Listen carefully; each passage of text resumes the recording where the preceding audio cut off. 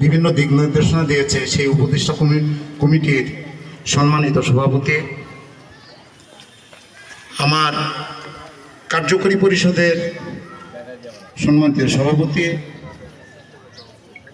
এবং উপদেষ্টা কমিটির সদস্যবৃন্দ, আমার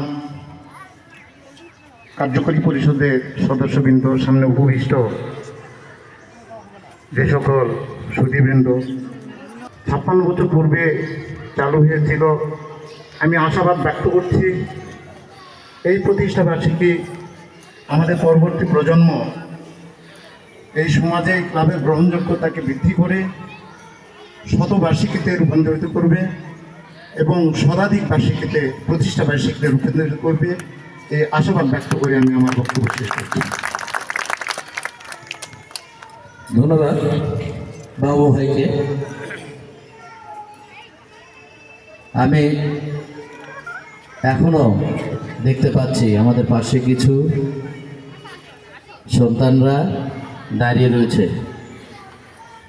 আমি আমাদের এই সদস্য সন্তানরা দাঁড়িয়ে রয়েছে, তাদেরকে ভিতরে প্রবেশ করার জন্য আহ্বান করছি এবং আসনগুলোতে বসার জন্য বিনীতভাবে আহ্বান করছি।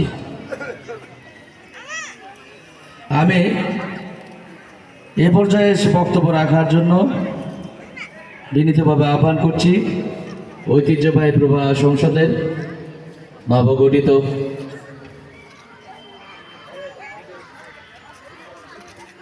সাধারণ সম্পাদক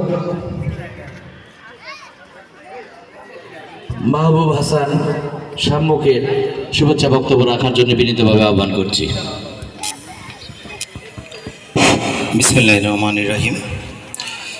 ঐতিহ্যবাহী নওগাঁ প্রভা সংসদের 57তম প্রতিষ্ঠাবার্ষিকী উপলক্ষে আমার পাশে রয়েছেন সংগঠন নওগাঁ প্রভা সংসদের উপদেষ্টা পরিষদের সম্মানিত চেয়ারম্যান জনাব আলহাজ জাহাঙ্গীর আলম এবং রয়েছেন নওগাঁ প্রভা সংসদের সম্মানিত সভাপতি জনাব সাইদুল ইসলাম টিটু।